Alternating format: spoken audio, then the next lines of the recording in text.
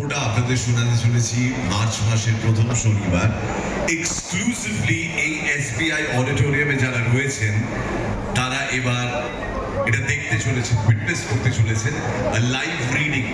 কোনো sound effects নেই, কোনো বিজিএম নেই, it's just three voices. Deep as doctor John H Watson, mister স্ট্যানফোর্ডের চরিত্রে রৌনক চক্রবর্তী। তুমি যেন কি করছো গল্পটা? Elementary video Watson.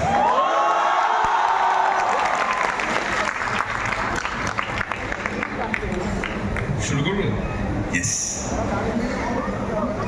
দ্বিতীয় আফগান যুদ্ধে আহত হওয়ার পর আমায় পাঠানো হলো পেশাওয়ারের সামরিক হাসপাতালে। সেখানে যেই আমি কিছুটা সেরে উঠলাম, আমার হলো আন্ত্রিক রোগ। কয়েক মাস আমি বিছানায় পড়ে রইলাম। হাঁটা চলা করার মতো শক্তি যখন ফিরে পেলাম, আমায় ইংল্যান্ডে ফেরত পাঠানো হলো স্বাস্থ্য উদ্ধার করতে। দেশে আমার কোনো আত্মীয় পরিজন ছিল না, কাজেই থাকার জায়গাও ছিল না। লন্ডনের স্ট্র্যান্ডে একটি হোটেলে কয়েকদিন থাকলাম, কিন্তু তারপর বুঝতে পারলাম আমার রোজগারে হোটেলে থাকা চলবে। ক্রাইটেরিয়ান বারে দাঁড়িয়ে এইসব চিন্তাই করছি, হঠাৎ আমার কাঁধে একটা টোকা পড়ল। ঘুরে দেখি আমার প্রাক্তন সহকর্মী স্ট্যানফোর্ড। আমরা একসঙ্গে কাজ করতাম সেন্ট বার্থোলোমিউস হসপিটালে। এতদিন পরে একটা চেনা মুখ দেখে আমার যারপর নাই আনন্দ হলো। ঠিক করলাম আমরা হলবর্নে লাঞ্চ করতে যাব। ঘোড়ার গাড়িতে চড়ে আমাদের কথোপকথন শুরু হলো। আমি তাকে যুদ্ধের গল্প, কিভাবে আহত হয়েছিলাম, সবই বললাম। বেচারা, তা সে চাই দেশে তো ফিরে এসেছো, এবার কি করবে ভাবছো? বাসস্থানের খোঁজ।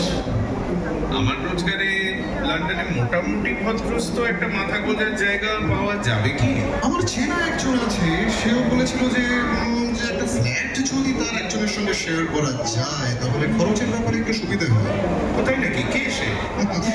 নাম শার্লক হোমস, হাসপাতালের কেমিক্যাল ল্যাবরেটরিতে কাজ করে।